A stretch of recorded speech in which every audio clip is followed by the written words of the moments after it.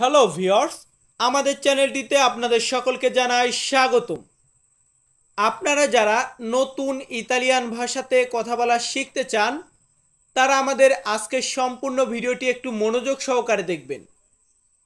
আজ আমি শেখাবো কিভাবে সহজ কৌশলে ইতালিয়ান ছোট বাক্য শিখবেন বা শিখতে পারবেন। আজকে আপনাদেরকে ছোট ছোট বাক্য তৈরি করা শেখাবো। ছোট বাক্য, বেশি বড় না, 2-3টা ওয়ার্ড দিয়ে হবে এমন বাক্য। তো চলুন আমাদের আজকের ভিডিওটি শুরু করা যাক। তো দেখুন, যেহেতু আমি একজন ইউটিউবার হিসেবে ভিডিও আপলোড করি, তাহলে আমার চ্যানেলটি সাবস্ক্রাইব করে রাখবেন। ভিডিওগুলো ভালো লাগলে লাইক, কমেন্ট এবং শেয়ার করবেন। তো আমরা প্রথমে যে বাক্যটি বা যে শব্দটি বেশি ব্যবহার করব সেটা হচ্ছে অনেক।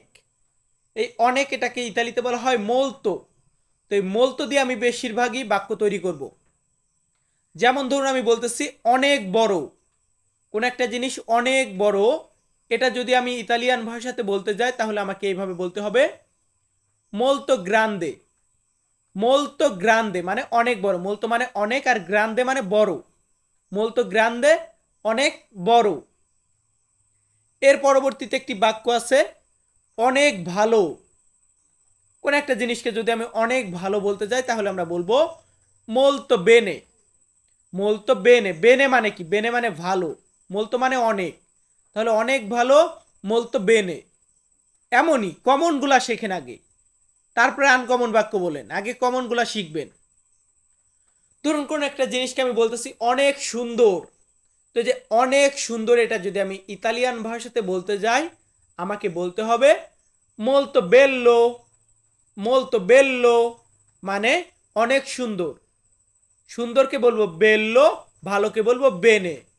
মোলতো মানে অনেক, মোলতো বেনে অনেক ভালো, মোলতো বেল্লো অনেক সুন্দর। এরপর আছে অনেক ধন্যবাদ। আসলে কাউকে আমরা যখন বলি যে অনেক ধন্যবাদ বা অনেক অসংখ্য ধন্যবাদ, সেই ক্ষেত্রে আমরা ইতালিতে ব্যবহার করব গ্রাৎসিয়ে মিল্লে। গ্রাৎসিয়ে মিল্লে মানে হচ্ছে অসংখ্য ধন্যবাদ। আসলে মিল্লে মানে হচ্ছে হাজার বোঝানো হয়, বাট যখন আমরা বলবো যে গ্রাৎসিয়ে মিল্লে তার মানে হচ্ছে হাজারো ধন্যবাদ, অসংখ্য ধন্যবাদ, শত ধন্যবাদ, এমনটা বোঝানো হয়। এরপর আছে কি অনেক ভালোবাসা। মানে এখানে অনেক ভালোবাসা আর অনেক যেটাই থাকুক, অনেক দিয়ে আজকে এই বাক্যটা মানে এই চ্যাপ্টারটার বাক্য রয়েছে। অনেক ভালোবাসা, সেই ক্ষেত্রে আমরা বলতে পারি তান্তো আমোরে। তান্তো আমোরে। এখন বলবেন কিছু লোক, ভাই তুই কি পাগল নাকি? এতক্ষণ তো প্রত্যেকটাই ঠিক আছে, মোলতো দিয়ে অনেক বুঝিয়েছিস, তান্তো মানে কি? তান্তো মানে কি? তান্তো মানে অনেক বা প্রচন্ড বা খুব। মোলতো মানে অনেক। তান্তো আমোরে অনেক ভালোবাসা। তো এর পরবর্তীতে আছে অনেক বেতন। ধরুন, আমি বলতেছি আমি এই চাকরি করি, আমি ওই চাকরি করি, আমার বেতন অনেক। তো এই অনেক বেতন বলতে গেলে আমরা বলবো মোলতো স্টিপেন্দিও। মোলতো স্টিপেন্দিও মানে হচ্ছে অনেক বেতন। সবাই এই ভিডিওটা মানে এতটুকু পর্যন্ত দেখে থাকলে এতটুকু তো বুঝলেন যে মোলতো মানে অনেক। মোলতোর পরে যদি আমি হাবি জাবি যেটা খুশি সেটা বসাবো, তার মানে অনেক সেটা বা বেশি সেটা, এমনটা বোঝানো হয়। আবার আমার কথায় কেউ রাগ করেন না, আমি এই গ্রামের ভাষাতে গ্রামের ছেলে এইভাবেই কথা বলে থাকি আমার ভিডিওতে। এর পরবর্তীতে আছে কি আমার বাড়ি। আমি বলতেছি আমার বাড়ি, এটা যদি আমি বলতে যাই তাহলে আমরা বলবো লামিয়া কাজা। লামিয়া কাজা। আচ্ছা, লা বাদ দিলাম, মিয়া কাজা। মিয়া কাজা মানে আমার বাড়ি। আপাতত এতটুকু শেখেন। মিয়া মানে আমার বা মিও মানে আমার, কাজা মানে বাড়ি। মিয়া কাজা আমার বাড়ি, লামিয়া কাজা আমার বাড়ি, একই। আমি বলতেছি আমার কাজ। আমার কাজ ইংরেজিতে আমরা বলি কি মাই ওয়ার্ক। মাই ওয়ার্ক, মাই মানে আমার, ওয়ার্ক মানে কাজ, আমার কাজ। কিন্তু ইতালিতে আমরা বলবো ইল মিও লাবোরো। ইল মিও লাবোরো আমার কাজ। ইল মিও আমার, লাবোরো কাজ। তাহলে আমার কাজ, এটা কি আপনার কাজ নাকি? অবশ্যই না, আমার কাজ। এরপর আমি বলতেছি আমার বন্ধু। বন্ধু মানে কি? বন্ধু মানে কি ইতালিতে কি বলবো? আমিকো। আমিকো মানে বন্ধু। তাহলে আমরা যদি বলতে যাই আমার বন্ধু তাহলে কি বলবো? মিও আমিকো। মিও আমার, আমিকো বন্ধু। মিও আমিকো আমার বন্ধু। ক্লিয়ার? ভাই কোনো কিছু যদি না বোঝেন আমার ভিডিওতে কমেন্ট করবেন। এরপর আছে কি আমার দেশ, আমার দেশের নাম কি? বাংলাদেশ। আর বর্তমানে যারা ইতালিতে আছেন, ইতালিতে পাসপোর্ট পেয়ে গেলে তখন বলবেন আমার দেশ ইতালি, আমার দেশ বাংলাদেশ। তো এই যে আমার দেশ এটা যদি বলতে যাই তাহলে আমরা বলবো মিও পায়েজে, মিও পায়েজে মানে আমার দেশ। সো আমরা হচ্ছে আগে 6টা শিখেছি, এখানেও আমার দিয়েই 6টা বাক্য শেখাবো, তারপর তিনটা তিনটা দিয়ে ভিডিওটা শেষ করব। এখন ধরুন আমি বলতেছি যে আমার গাড়ি, গাড়ি তো গাড়ি, ইংরেজিতে বলি কার। এটাকে আমরা ইতালিতে যখন সিঙ্গেল শেখাতে যাই তখন আমি শেখাই এভাবে, লাউতো, লাউতো মানে গাড়ি। তো এই আউতো মানে হচ্ছে গাড়ি, আর এই এললে, এললে সাউন্ডটা আসে ইতালিয়ান মানে আর্টিকেলের জন্য, আর্টিকেলের জন্য। ইংরেজিতে আমরা আর্টিকেল বলি না, ইতালিয়ান আর্টিকেলের জন্য এললে সাউন্ডটা আসে। তো আমরা বলবো লামিয়া আউতো, আমার গাড়ি, বা লাউতো বলতে পারেন। এরপর আমি বলতেছি আমার বউ, আমার বউ বা আমার স্ত্রী। তো আমার বউ বা স্ত্রী এটা বলতে গেলে আমরা বলবো মিয়া মলিয়ে, মিয়া মলিয়ে মানে হচ্ছে আমার বউ বা স্ত্রী, বউ বা স্ত্রী এটাকে আমরা বলতে পারি মলিয়ে, বা অনেক সময় আমরা মইয়ে, মইয়ে এমনটা উচ্চারণ করে থাকি। বাট এখানে লর্ড সাউন্ড আমরা স্পষ্ট করব, মলিয়ে ব্যবহার করব। এরপর কাউকে আমি বলতেছি সাথে আসুন, মানে আমি তাকে বলতেছি সাথে আসুন। তো সাথে আসুন বলতে গেলে আমরা বলবো কোন ভিয়েনি, কোন ভিয়েনি। এখানে আবার এমন কোন ভিয়েনি মানে এমন না যে কোন মেম্বার, কোন চেয়ারম্যান, কোন কাজ, মানে বাংলা না এটা, এই কোনটা কিন্তু বাংলা না। কোন মানে সাথে, সাথে বা সঙ্গে, এই কোন।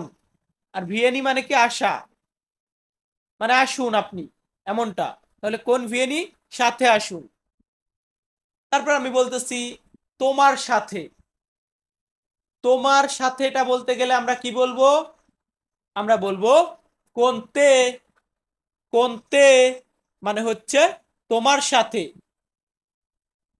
তোমার সাথে এটা বলতে গেলে আমরা কি বলবো বলুন তো, আমার সাথে বলুন। কোনতে মানে তোমার সাথে। আবার যদি বলি কাজের সাথে তাহলে কি হবে বলুন তো আপনি, একটা আন্দাজ করুন। হ্যাঁ, এটা হবে কোনিল লাবোরো, কোনিল লাবোরো। কে আপনি যদি না পারেন, আপনি যদি শব্দ শিখে থাকেন কোন মানে সাথে, লাবোরো মানে কাজ, আপনি যদি বলেন কোন লাবোরো মানে বোঝাইতে পারতেছেন না, একটা ইতালিয়ানকে এখন বলতে হবে, বলতেছেন লাবোরো কোন, লাবোরো কোন, লাবোরো কোন, মানে আপনি উল্টো করে বললেন, তখন ও ঠিকই বুঝে নেবে যে আপনি কি বলতে চাচ্ছেন। বাট ওকে যদি আপনি 10-12 বলেন কাজের সাথে, কাজের সাথে, কামের সাথে, কাজের সাথে, ও কিন্তু কোনোদিনও বুঝবে না। সো আপনাকে শব্দ শিখতে হবে, শব্দ জানতে হবে। অন্তত এতটুকু তো জানবেন, নন লোসো আমি জানি না, সুনো নুয়াভো ইন ইতালি আমি ইতালিতে নতুন, এতটুকু তো জানতে হবে। আপনি যে ভাষা পারেন না সেটাও তো ওকে বলে বোঝাতে হবে। তো যাই হোক, অনেক কথা বলেছি। এখন আছে কি একটু সামনে বা অল্প একটু সামনে, এটা বলতে গেলে আমরা বলবো উন প আভান্তি, উন প আভান্তি মানে হচ্ছে একটু সামনে। আবার যদি বলি একটু পরে তাহলে আমরা বলবো উন প পিউ তার্দি, উন প পিউ তার্দি তার মানে হচ্ছে একটু পরে। আর উন প আভান্তি মানে হচ্ছে একটু সামনে। এর পরবর্তীতে আছে আমাকে একটু দাও, মানে এই তিনটা বাক্য কিন্তু ওই একটু দিয়ে শুরু করেছি আমরা। তো কোনো একটা জিনিস আমি বলতেছি আমাকে একটু দাও, সেই ক্ষেত্রে আমরা বলতে পারি দাম্মেনে উন প, দাম্মেনে উন প, আমাকে একটু দাও। আসলে দাম্মি মানে হচ্ছে আমাকে দাও, কিন্তু এই বাক্যর ক্ষেত্রে আমরা আমরা যখন বলবো যে আমাকে একটু দাও তখন আমরা বলবো দাম্মেনে উন প। সো ভিউয়ার্স, আমি তন্ময় তপু প্রতিনিয়ত ইতালি প্রবাসীদেরকে ভাষা শেখানোর চেষ্টা করি। আমি জানি না আমি কতটুকু শেখাতে পারি বা আপনারা কতটুকু শিখতে পারেন, এটা সম্পূর্ণ আপনাদের উপর ডিপেন্ড করে। বাট আমি আপনাদেরকে একটা কথা বলতে চাই, ভিউয়ার্স কখনো নিজে এইটা ভাববেন না যে এটা খুব কঠিন, আমি কোনোদিনও পারবো না, এটা ভাববেন না। আমি নিজে আরব কান্ট্রির রাষ্ট্রের যে কটা রাষ্ট্রই থাকুক, আমি আরব কান্ট্রির প্রত্যেকটা রাষ্ট্রের ভাষাতে মোটামুটি কথা বলতে পারি, খুব যে পারি সেটা না। এমনকি 2021 থেকে 2024 সালের এই 4 মাস পর্যন্ত আমি লিবিয়া প্রবাসীদেরকে ভাষা শিখিয়েছি। অনলাইন জগতে যে কোনো জায়গা থেকে শিখলে আমি শিখেছি।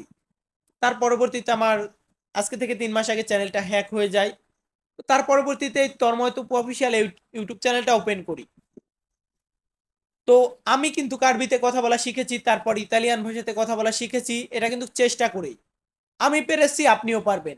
আপনি পেরেছেন, আরেকজনও পারবে। সো হতাশ হবেন না কখনো। যাক, ক্লাসের বাইরে অনেক কথা বলেছি।